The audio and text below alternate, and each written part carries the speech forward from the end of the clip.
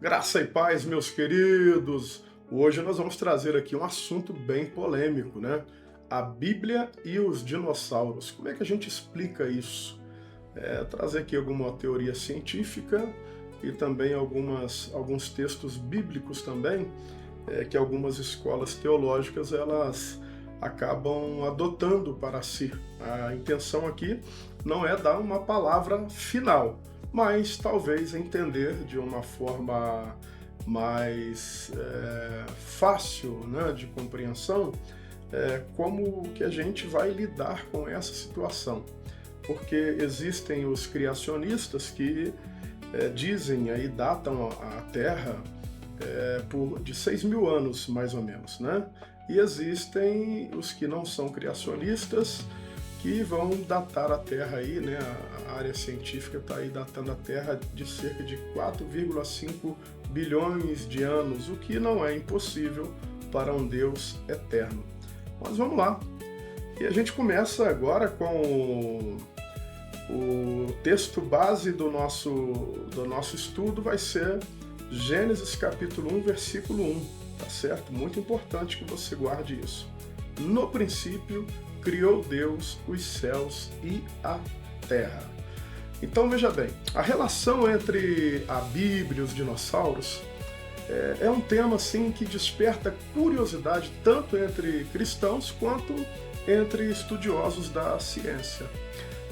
O texto base de Gênesis 1, versículo 1, afirma que Deus criou os céus e a terra no princípio, estabelecendo então o fundamento para toda a criação.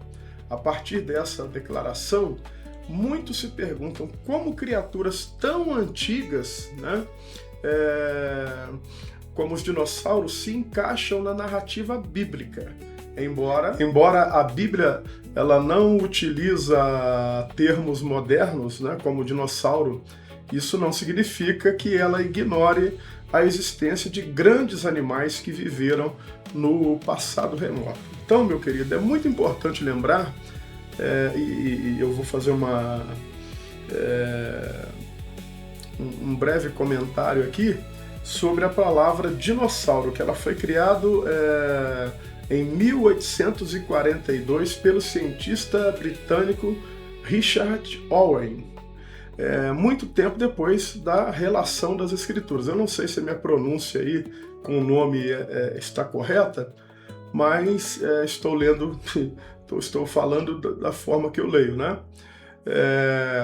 Então, por isso, não é surpreendente que o termo não apareça nos textos bíblicos. No entanto, a Bíblia menciona criaturas imponentes, como o Behemoth e o Leviatã, que está lá em Jó 40 e 41, né?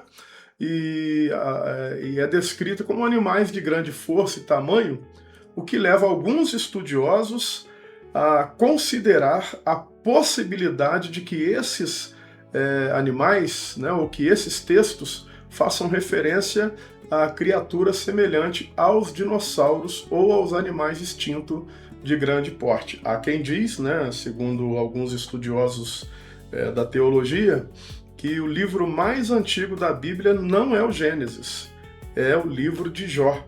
Então, há um consenso acadêmico aí entre algumas escolas teológicas, e então faria bastante sentido, visto que não se sabe qual é a data correta, quem foi o escritor que de alguma forma escreveu ali o livro de Jó, mas ele foi colocado no cânon das escrituras porque de alguma forma ele complementa também os pensadores daqueles profetas e outros tantos autores da palavra de Deus, né?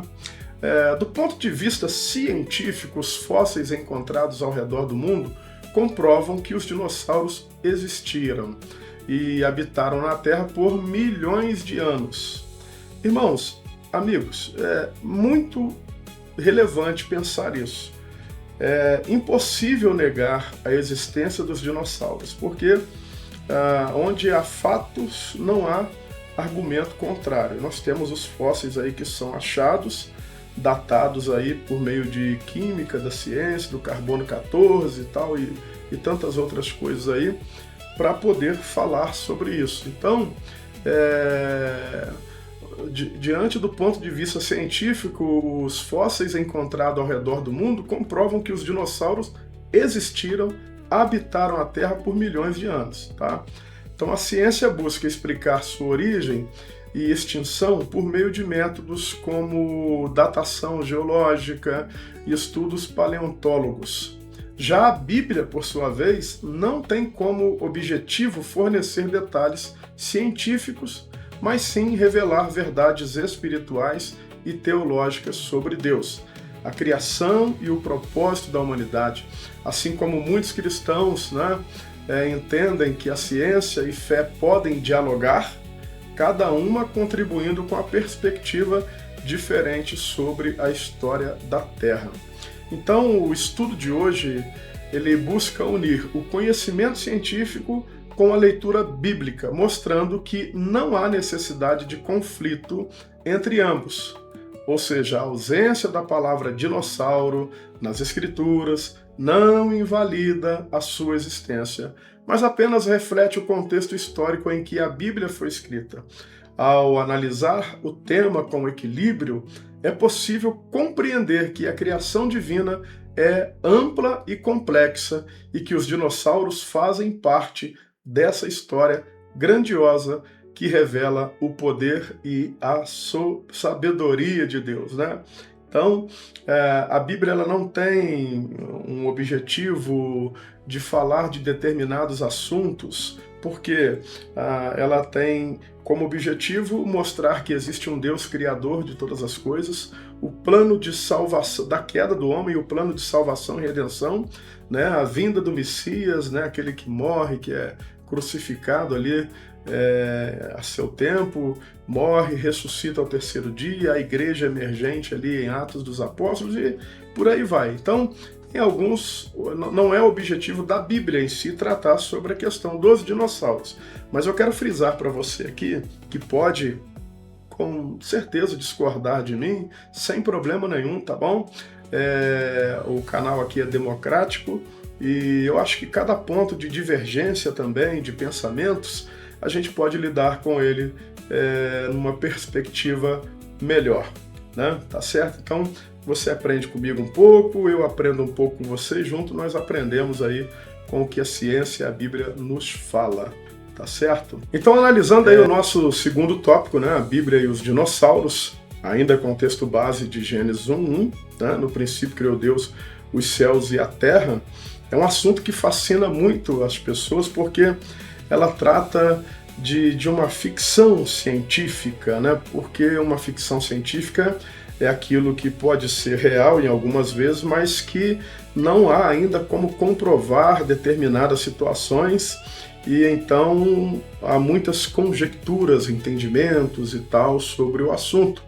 Então essa questão da ficção científica ela é muito atrativa, eu gosto muito de assistir, né, sobre OVNIs, sobre os dinossauros, sobre tantas outras mistérios do mundo, como as pirâmides do Egito, né, os astecas, os maias e tantas outras civilizações aí antigas que aconteceram. Então, essa questão dos dinossauros, né, eles foram criaturas impressionantes que habitaram a Terra em um período muito distante da história, né, a própria palavra dinossauro, ela vem do grego deinos, que significa terrível ou extraordinário, tá? E sauros, que significa lagarto, formando a expressão lagarto terrível ou réptil extraordinário. Esse nome reflete o impacto que essas criaturas causam até hoje devido ao seu tamanho, força e diversidade. Embora o termo seja moderno, como eu já disse, né, criado apenas no século XIX, ele descreve um grupo de animais que dominou o planeta por eras inteiras, né? A paleontologia, ciência que estuda fósseis, revela que existem ou existiram centenas de espécies diferentes de dinossauros. Esses fósseis foram encontrados em praticamente todos os continentes, mostrando que essas criaturas se espalharam por diversos ambientes e viveram, né, dominaram por muito tempo a Terra. Entre os dinossauros mais conhecidos estão o Tiranossauros, né? Tiranossauro Rex, ele era famoso por seu tamanho e força, o Triceratops, reconhecido pelos 3 chifres, e o Brancosaurus, um gigante herbívoro de pescoço longo, e o ágil Velociraptor, menor, mas extremamente rápido e inteligente. Quem já assistiu aí o filme do Steven Spielberg, o Parque dos Dinossauros, né, pôde vislumbrar aí algumas ideias bacanas sobre esse assunto tão importante aí, tão relevante que é sobre os dinossauros, né? Estudos científicos, irmãos, indicam que os dinossauros dominaram o ecossistema terrestre por milhões de anos. Os criacionistas, né, vão datar o planeta Terra de cerca de 6.000 anos por aí, tá certo? Mas eu não acho impossível que a Terra tenha muito mais do que isso, né, muito mais tempo do que isso, porque quando nós falamos em Deus, nós falamos de um Deus eterno que não tem princípio e nem terá fim. Então não seria impossível para o homem crer que a Terra tem aí seus 4,5 bilhões de anos e por aí vai. Então não vejo problema nenhum, tá certo? E a gente vai discorrendo aí sobre o assunto de uma certa forma mais tranquila, né? Verdade? Então, os estudos científicos indicam que os dinossauros dominaram o ecossistema terrestre por milhões de anos. Eles viveram em diferentes períodos da chamada Era Mesozoica, que inclui o Triássico, o Jurássico e o Cretáceo. Durante esses longos intervalos de tempo, desenvolveram características variadas, adaptando-se a diferentes climas e condições ambientais. Essa diversidade explica por que encontramos fósseis tão distintos entre si, desde pequenos dinossauros do tamanho de aves até gigantes que ultrapassaram 30 metros de comprimento. É isso aí. Agora, como se dá a extinção dos dinossauros? A extinção do dinossauro ocorreu, segundo a ciência, há cerca de 65 milhões de anos. Ainda é um tema de estudo e debate entre os cientistas, mas a teoria mais aceita aponta para o impacto de um grande asteroide que teria causado mudanças climáticas drásticas. Mesmo assim, os dinossauros continuam despertando fascínio, não apenas por sua imponência, mas também por representarem uma parte essencial da história da Terra. Então, o estudo nos ajuda a compreender como a vida evoluiu e como o planeta passou por transformações profundas ao longo do tempo. Seguindo aqui com o andamento do nosso bate-papo, mais do que um estudo, um bate-papo, nós temos aí a palavra dinossauro, que vem do grego deinos, terrível ou extraordinário, sauros, lagarto, tá certo? Nós já falamos sobre isso. Então, vamos voltar agora à questão bíblica. A Bíblia ela apresenta Deus como criador de toda forma de vida. E isso inclui cada criatura que já existiu, tá, irmãos? Em Gênesis capítulo 1, versículo 24 e 25, o texto afirma que a terra produziu alma vivente conforme a sua espécie, mencionando gado, répteis, feras da terra. Então essa descrição ela abrange uma grande variedade de animais, desde os pequenos até os gigantescos. Embora o texto não cite nomes específicos de espécies extintas, ele estabelece claramente que toda a vida animal tem origem na criação de Deus, Tem origem na criação de Deus, vendo aí, biblicamente falando, Deus como criador de todas as coisas. Quando o relato bíblico menciona répteis e feras da terra, ele abre espaço para a compreensão de que criaturas de grande porte também faziam parte da criação. Os dinossauros, sendo répteis extraordinários, se encaixam naturalmente nessa categoria. A ausência do termo dinossauro não significa a ausência dessas criaturas na criação, mas apenas reflete o vocabulário da época em que o texto foi escrito. Assim, os dinossauros existiram e a ciência confirma que existiram. Eles também foram criados por Deus. Deus é o criador de todas as coisas. Então Deus também criou os dinossauros. É importante lembrar que a Bíblia não foi escrita com a intenção de ser um manual científico ou um livro de paleontologia. Seu propósito principal é revelar quem é Deus, como ele criou o mundo e qual é o papel da humanidade dentro deste plano. O objetivo da palavra das Escrituras Sagradas é esse. Por isso, ela não descreve detalhes técnicos sobre eras geológicas, fósseis ou processos naturais. Ainda assim, o texto bíblico estabelece princípios que permitem aos cristãos reconhecer que toda a diversidade da vida, incluindo espécies extintas, faz parte da obra divina, tá bom? Então, dessa forma, a fé e a ciência não precisam ser vistas como opostas nesse tema. A ciência estuda como os animais vieram, se desenvolveram e desapareceram. A Bíblia revela quem os criou e por que criou. Quando essas duas perspectivas são colocadas lado a lado, elas se complementam, oferecendo uma visão mais ampla da história da vida na Terra. Assim, os dinossauros não são um problema para a fé cristã, mas sim mais uma evidência da grandeza e a criatividade do Criador, né? Então, a gente fica aí com esse slide. Vamos agora para o próximo slide. Então, a Bíblia diz que Deus criou todos os animais, né? A Bíblia afirma que Deus é o criador de toda forma de vida. Gênesis capítulo 1, 24 e 25, foi o que nós falamos agora há pouco ali. Produz a terra alma vivente conforme a sua espécie, gado, répteis e feras da terra conforme a sua espécie, assim foi. O texto inclui animais terrestres, répteis, grandes criaturas, portanto os dinossauros existiram.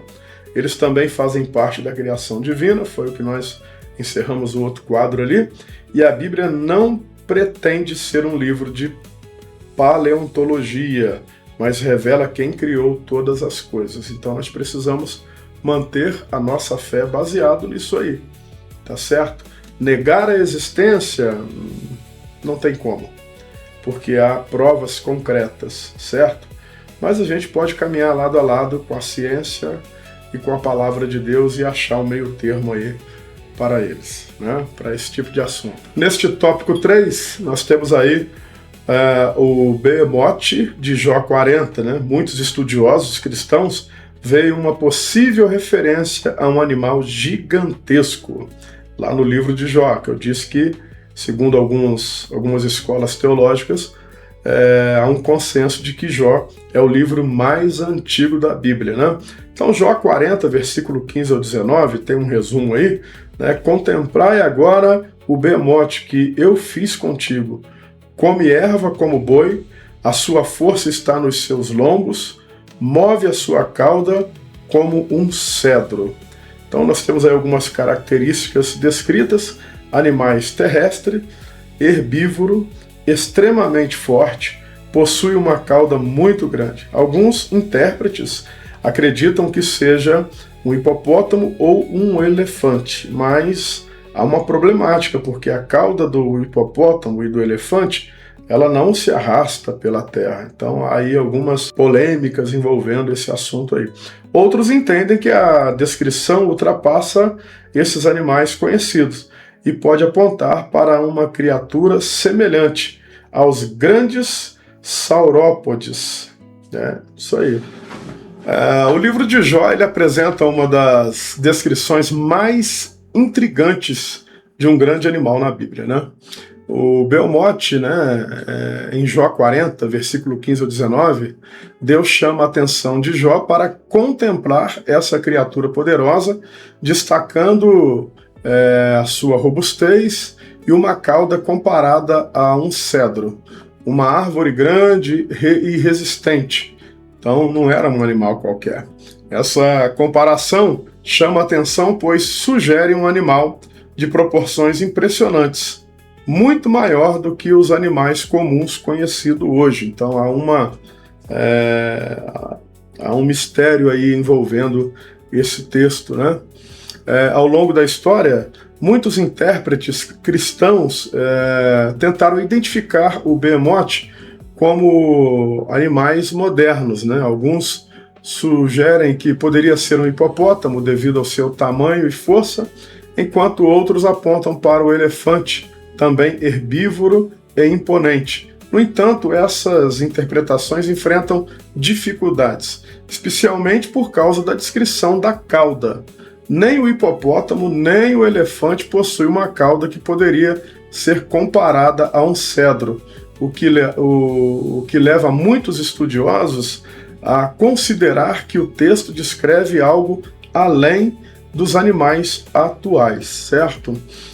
Por essa razão, alguns pesquisadores e teólogos acreditam que o Behemoth pode representar uma criatura extinta, possivelmente semelhante aos grandes dinossauros, né, saurópodes, como o Brachiosaurus, ou um Diplodocus. Esses animais eram herbívoros, gigantes, com corpo massivos e caudas longas e fortes, características que se encaixariam melhor na descrição bíblica. Embora não seja possível afirmar isso com absoluta certeza, a hipótese mostra que o texto de Jó pode estar descrevendo um animal real que viveu no passado remoto. Independentemente da identificação exata, o propósito do texto é destacar o poder criador de Deus e a grandiosidade da sua obra.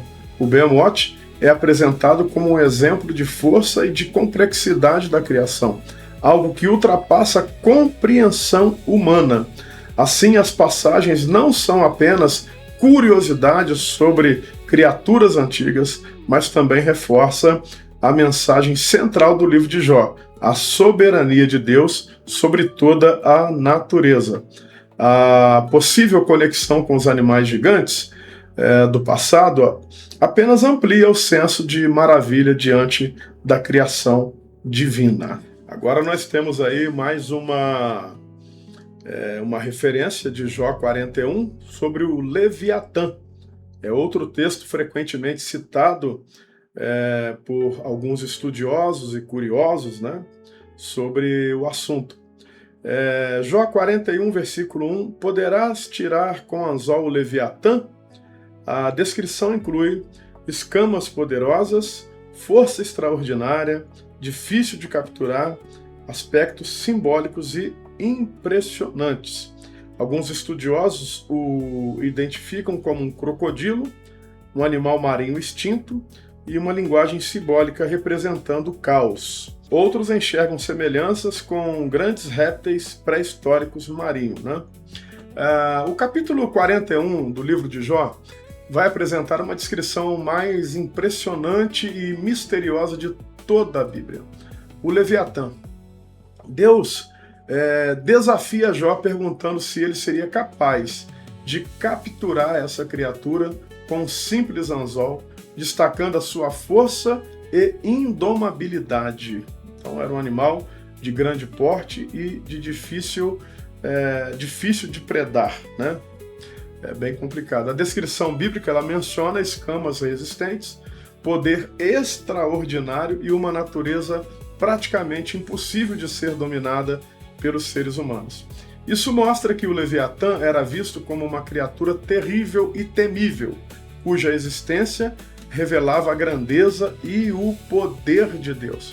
Por outro lado, queridos, alguns pesquisadores cristãos observam que a descrição de Jó 41 ultrapassa as características de qualquer animal vivo atualmente. O texto fala de escamas impenetráveis, força colossal e até de manifestação que lembram fogo ou fumaça, dependendo da tradução aí que foi usada. Essas características levaram alguns intérpretes a considerar a possibilidade de que o Leviatã fosse semelhante a grandes répteis marinhos pré-históricos, como o Mosasauro ou o Pliosauro, criaturas gigantescas que realmente habitavam os mares no passado remoto.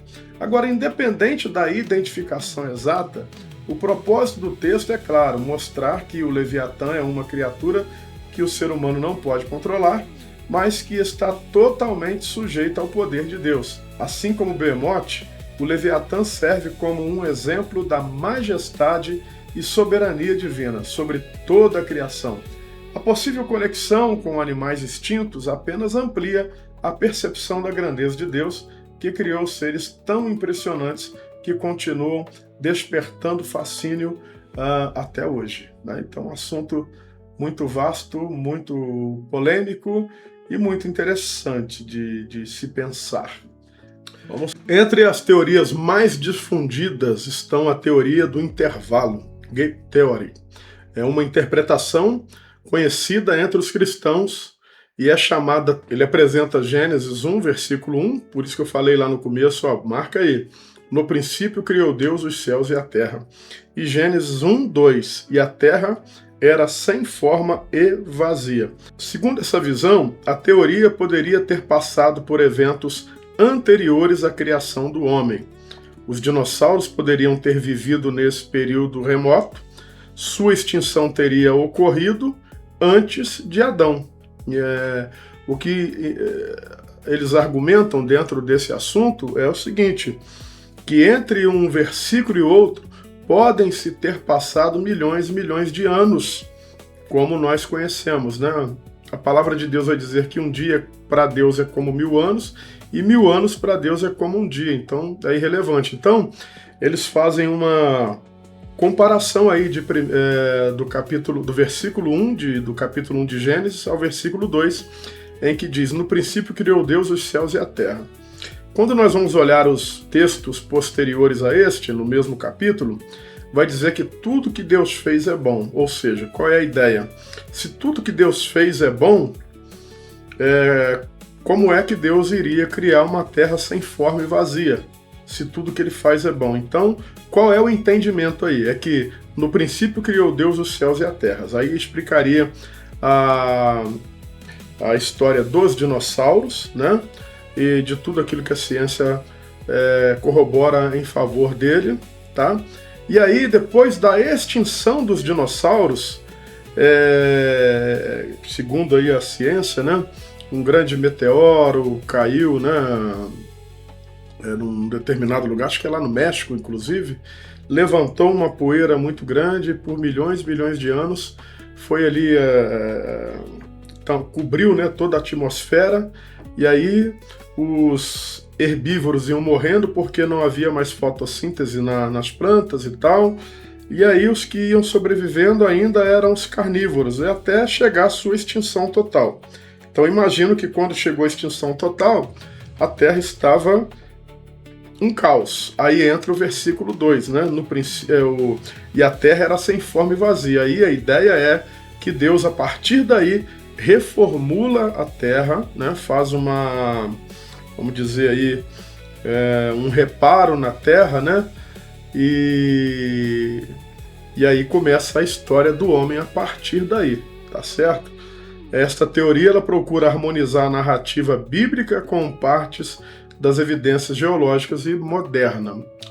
A relação entre a Bíblia e os dinossauros é um tema que desperta curiosidade tanto entre os cristãos quanto entre estudiosos da ciência.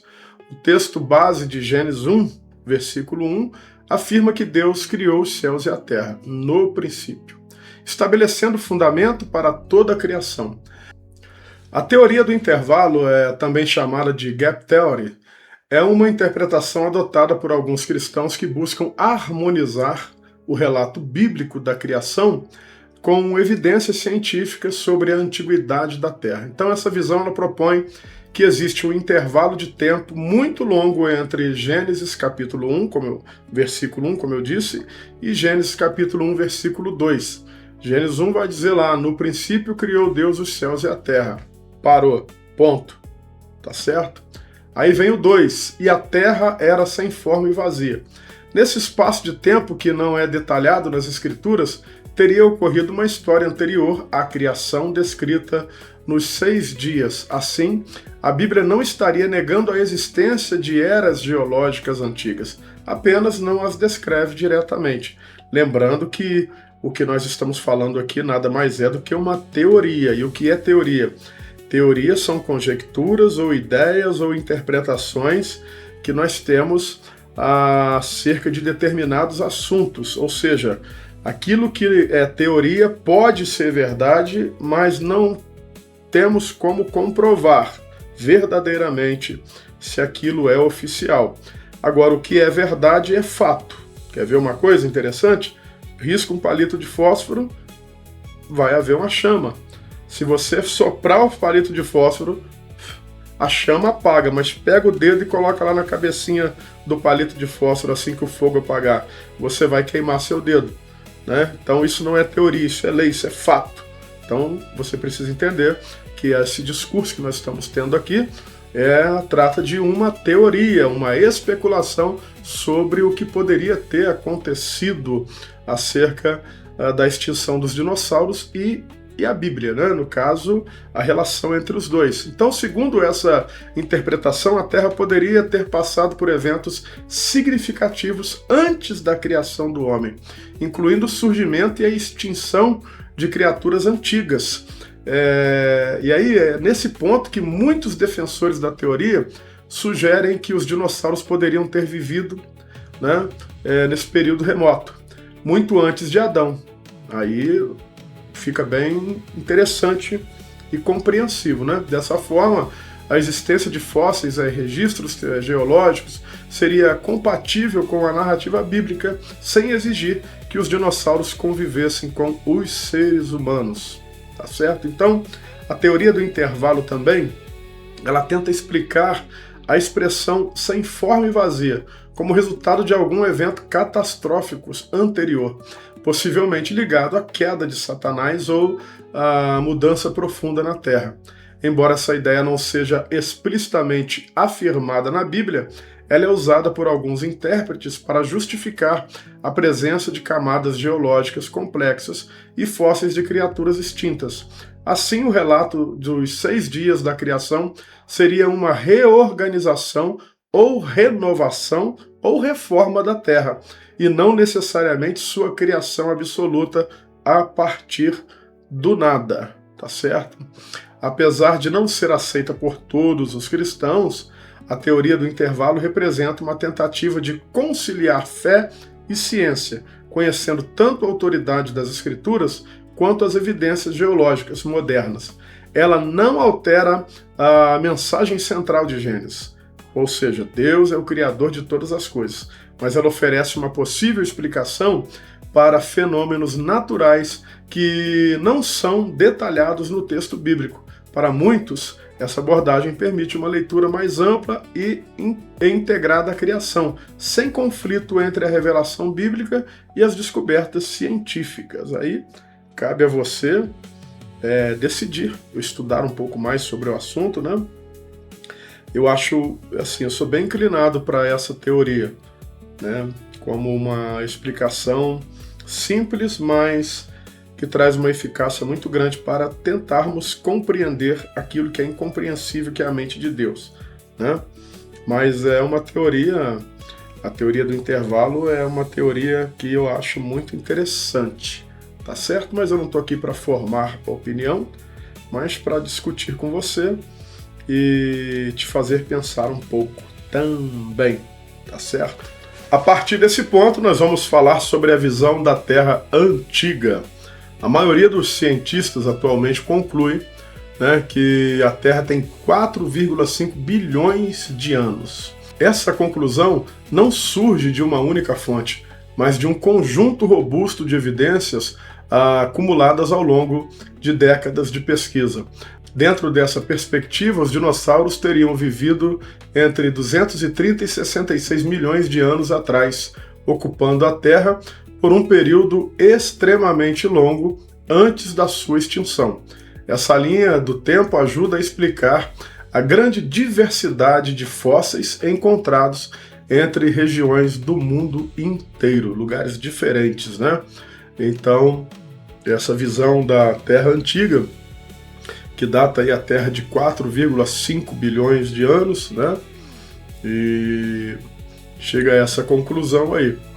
As principais bases dessa visão incluem métodos científicos como datação radiométrica, que mede a idade de rochas e fósseis por meio da composição de elementos químicos, a estratigrafia, que analisa as camadas geológicas da Terra, e os estudos paleontológicos, que investigam fósseis e formas de vida antiga. Além disso, há evidências geológicas, como formação de rochas e registros sedimentares, né, que reforçam a ideia de que o planeta passou por um longo processo natural ao longo de bilhões de anos. Esses métodos, quando combinados, formam um quadro consistente e detalhado da história da Terra. Muitos cristãos que aceitam a visão da Terra antiga entendem que essas descobertas científicas não entram em conflito com a fé.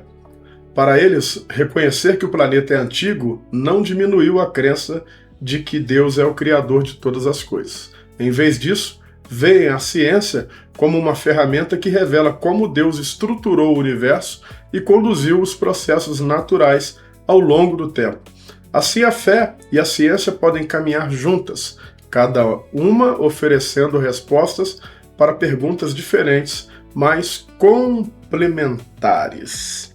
Essa abordagem permite que cristãos valorizem tanto a revelação bíblica quanto o conhecimento científico.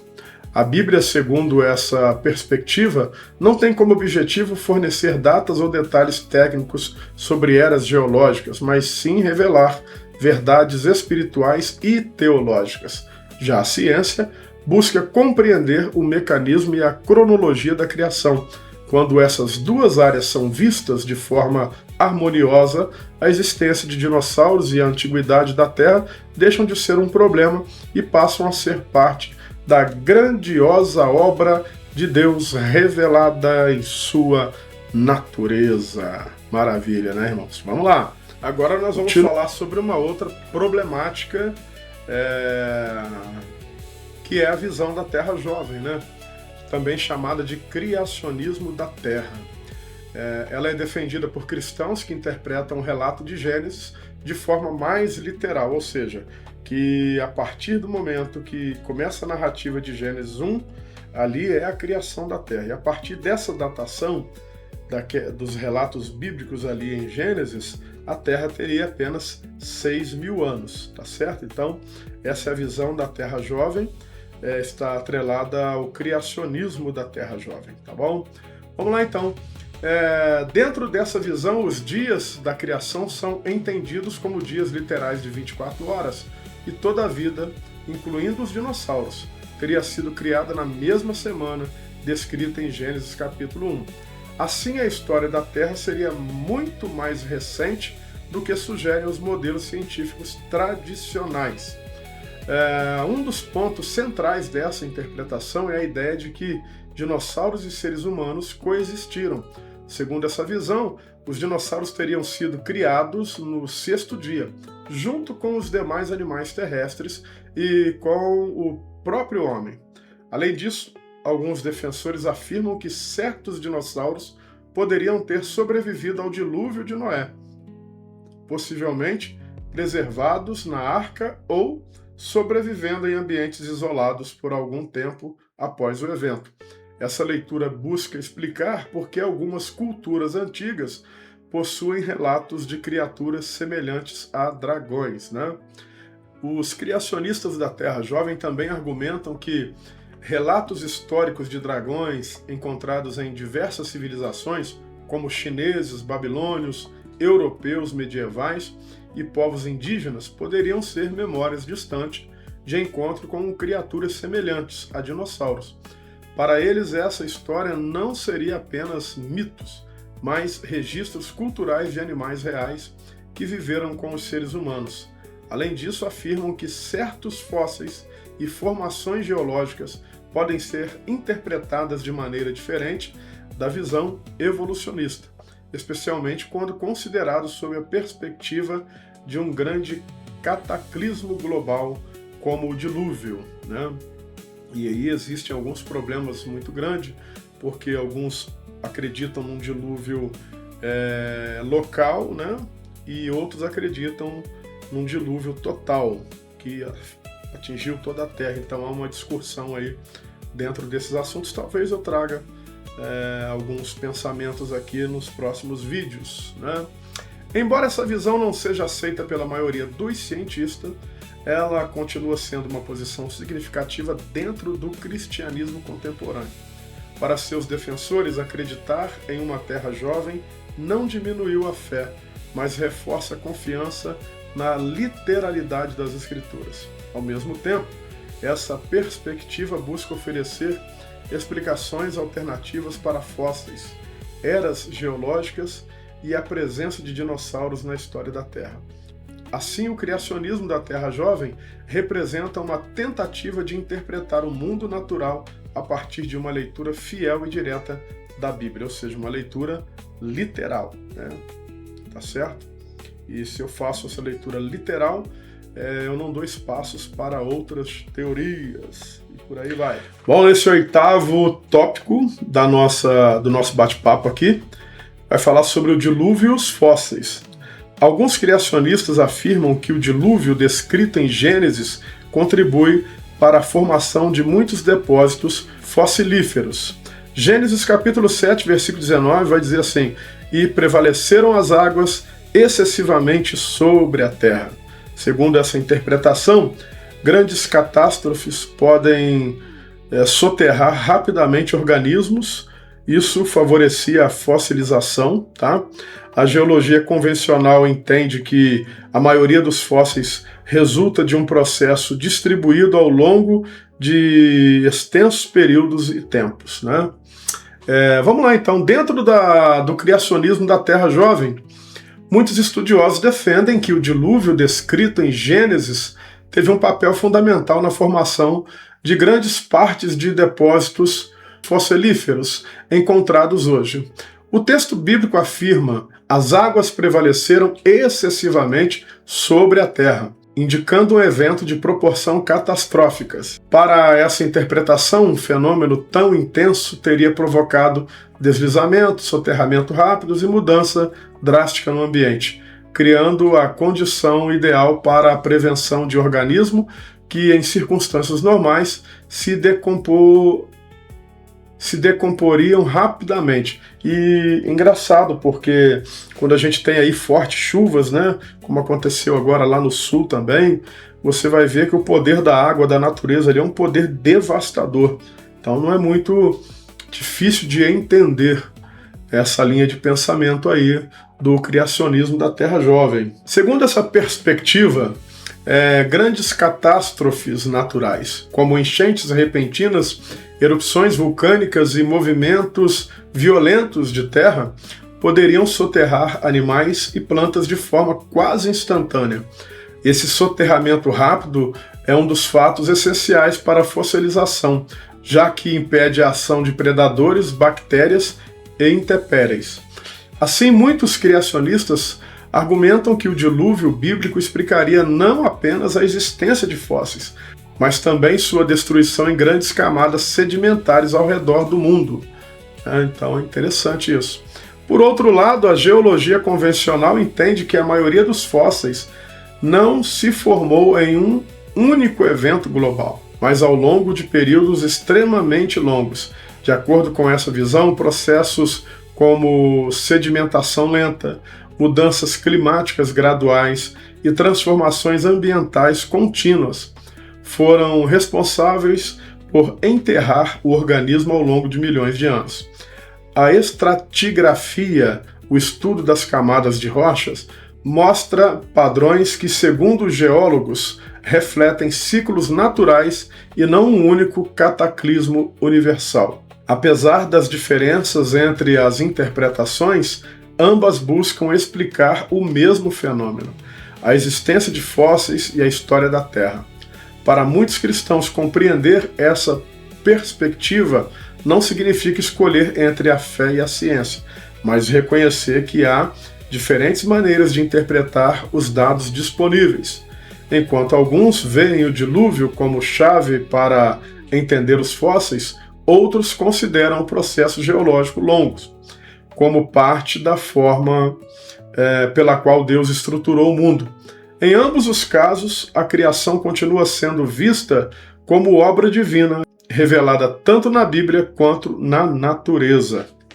É mais um ponto interessante para nós aí. Chegamos agora à conclusão do nosso bate-papo aqui sobre a existência ou não dos dinossauros, né? Apresentamos aqui algumas teorias, né?